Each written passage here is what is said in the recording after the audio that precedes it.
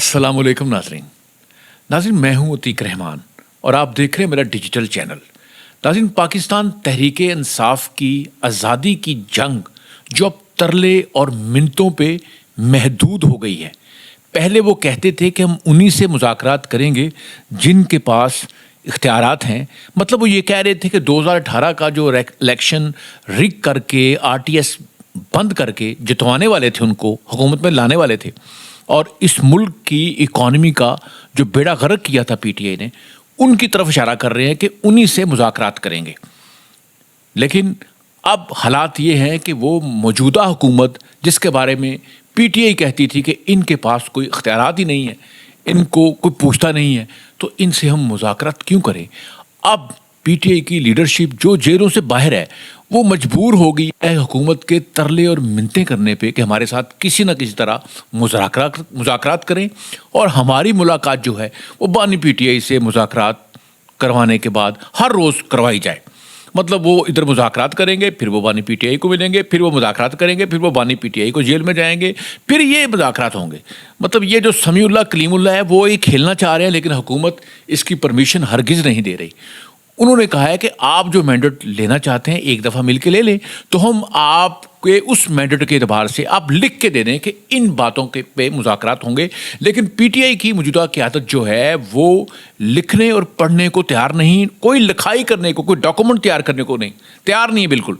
और हुकूमत जो है इससे वो बिल्कुल मतलब खफा है। हुकूमत चाहती है कि PTI जब तक अपने मुतालबात लिख के नहीं देगी और अवाम को और बाकी लोगों को उसका पता नहीं चलेगा, उस वक्त तक मतलब क्या डील वो करना चाहते हैं, क्या इमरान खान को क्या रिलीफ लेके देना चाहते हैं, जब तक वो लिख के नहीं देंगे हम उनसे मुज़ाकरात नहीं करेंगे। फ़िलहाल ये मुज़ाकरात डेडलाइन की शक्ल अख्तियार कर चुके हैं। नाज़रीन, आजकल सोशल मीडिया पे PTI के सोशल मीडिया ने, जो कि अमेरिका, इंग्लैंड और दुनिया के दूसरे जो इसराइली सपोर्टेड कंट्रीज़ हैं उनसे चलाया जाता है। इसके अलावा दुबई से और मुख्तलिफ जगहों से भी PTI के सपोर्टर जो हैं वो पाकिस्तान की हुकूमत के ख़िलाफ़ कंपेन कर रहे हैं, पाकिस्तान की फ़ौज के ख़िलाफ़ कंपेन कर रहे हैं, पाकिस्तान के जो हमारे इदारे हैं, जो कानून नाफज करने वाले इदारे हैं, उनके ख़िलाफ़ कड़ी कंपेन कर रहे हैं, उनके ख़िलाफ़ गलाज़त बक रहे हैं बैठ के। उन्होंने पिछले दिनों एक मरियम नवाज़ की वो मुलाकात जो दुबई के सदर शेख मोहम्मद बिन ज़ैद अल नहान, जिनकी उम्र तकरीबन 65 साल है, 65 से 66 साल है, उनके साथ मरियम नवाज़ ने जो हैंडशेक की है, हाथ मिलाने की एक जो तस्वीर वायरल हुई है, PTI का सोशल मीडिया उस पर बड़ी गलाज़त बक रहा है, बड़ी बकवास कर रहा है और आर्टिफिशियल इंटेलिजेंस से उसके वीडियो बना के उस पर और गलाज़त बक रहा है।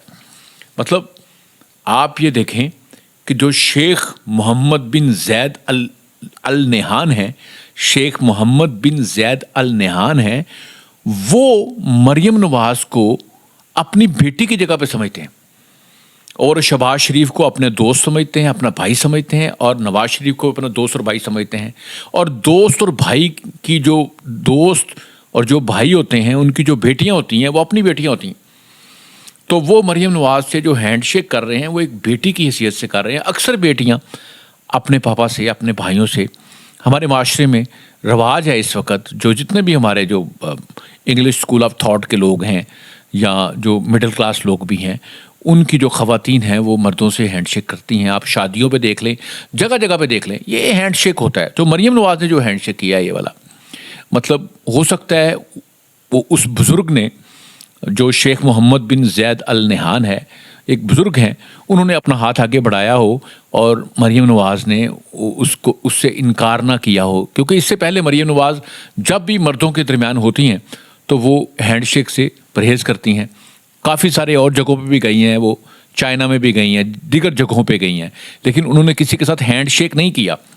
तो ये एक बेटी और बाप का रिश्ता था जिसको PTI की गंदी और गलीज़ सोशल मीडिया टीम ने अपने गनूने और अपने गंदे मकासद के लिए इस्तेमाल किया। हालांकि जो PTI है उसको शर्म आनी चाहिए, क्योंकि ये वही PTI है जिनकी जो मादरे अव्वल थी वो सीता वाइफ थी। سیتا وائٹ مادر اول تھی، ماں تھی ان کی سب سے پہلی وہ، کیونکہ اپنے یہ عمران خان کو باپ کہتے ہیں. اس کے بعد جو دوسری ان کی ماں تھی وہ جمیمہ گولڈ سمتھ تھی، اور ریحام خان بھی ایک کچھ عرصہ کے لیے ان کی ماں رہی. اور ان سب ماؤں کے کرتوت دیکھ لیں، ان سب ماؤں کا مردوں کے ساتھ تعلق دیکھ لیں. جمیمہ گولڈ سمتھ کس طرح سے ہینڈ شیک کرتی رہی ہے، اس سے پہلے جو سیتا وائٹ کی کہانیاں بھی سن لیں. اور یہی نہیں، جو عمران خان کی ایک ناجائز بیٹی ہے جس کا نام ٹیرین وائٹ ہے، وہ بھی کس کے ساتھ ہینڈ شیک کر رہی ہے، اس کو بھی دیکھ لیں. لیکن یہ ساری باتیں چھوڑ دیں. جب پی ٹی اے کی حکومت تھی تو اس کی جو وزراء تھیں، خواتین وزراء، زرتاج گل، ثانیہ نشتر، فردوس عاشقوان اور دیگر، یہ سب مردوں کے ساتھ مرد ہو جاتی تھیں، ان کے ساتھ پارٹیوں میں موجود ہوتی تھیں.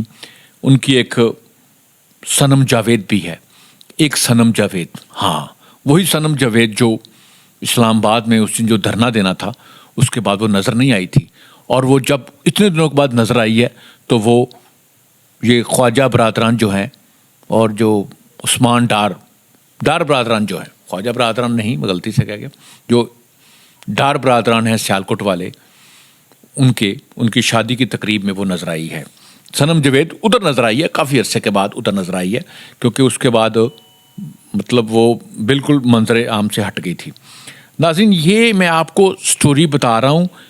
ان جو سوشل میڈیا پہ مریم نواز کے خلاف کمپین کر رہے ہیں ان کو جمیمہ گولڈ سمتھ کی سٹوری دیکھنی چاہیے، وہ کس کے ساتھ ہینڈ شیک کرتی رہی ہے اور کیا کرتی رہی ہے. اس کے بعد ان کو سیتا وائٹ کا دیکھنا چاہیے کہ وہ کیا کرتی رہی ہے. پھر ٹیرین وائٹ کو دیکھیں، پھر ریحام خان جو کچھ عرصہ کے لیے یہ مادر پی ٹی آئی رہی، اس کو دیکھیں.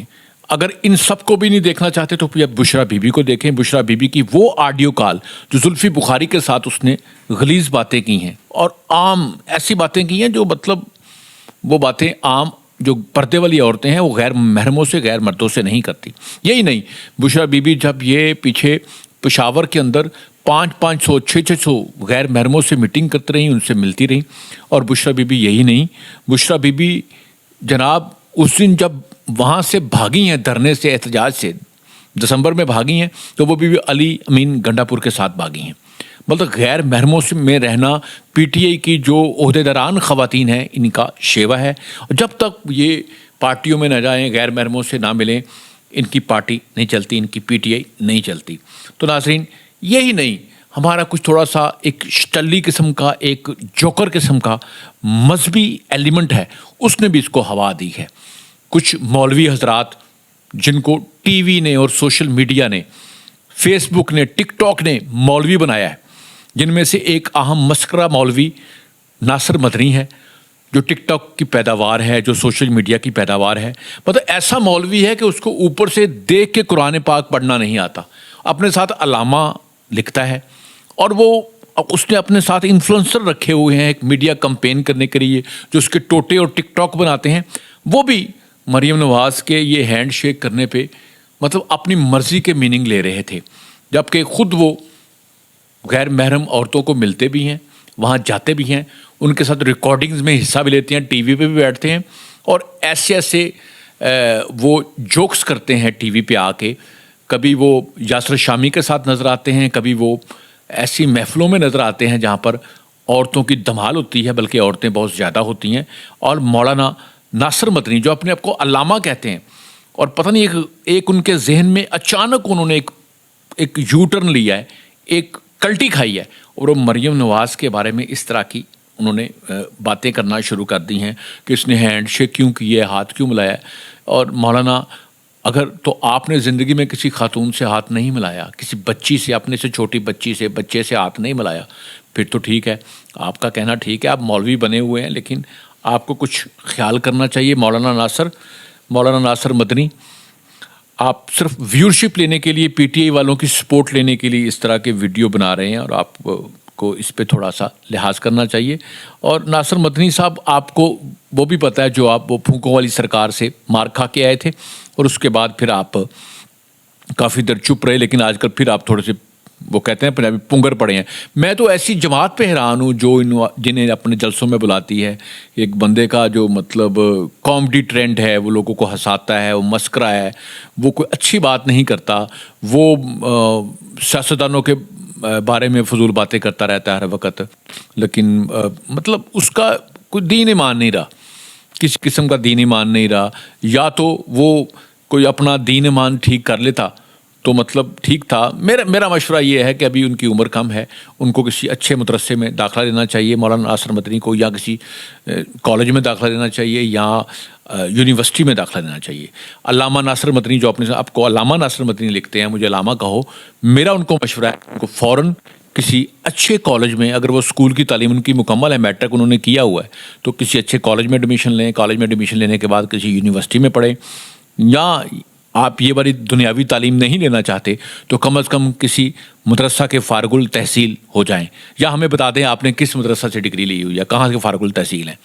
آپ کہیں کہ فارغ التحصیل نہیں، آپ صرف گویے ہیں، آپ گاتے اچھا ہیں، آپ مختلف اولیاء کرام کے، شعراء کرام کے کلام اچھی طرح سے پڑھتے ہیں، بس آپ کو گانا آتا ہے اور آپ کو قرآن پاک بہت کم آتا ہے.